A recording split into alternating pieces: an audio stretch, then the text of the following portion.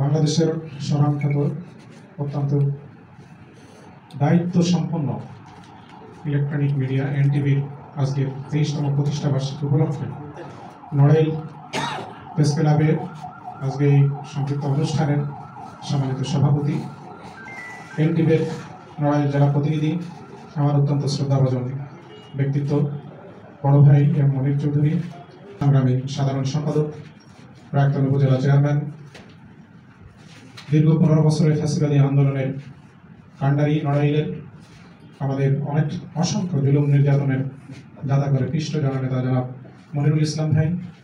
পৃষ্ঠকে electronic এবং printing media সহ সকল মিডিয়া যখন তার সঠিক পথ হারাতে বসেছিল, ঠিক তখনও এই মহা ঝড়কে মোকাবেলা করে, মহা চ্যালেঞ্জকে মোকাবেলা করে এনটিভি তার সঠিক পথে থাকার আপ্রাণ চেষ্টা করেছে বলে আমাদের কাছে মনে হচ্ছে।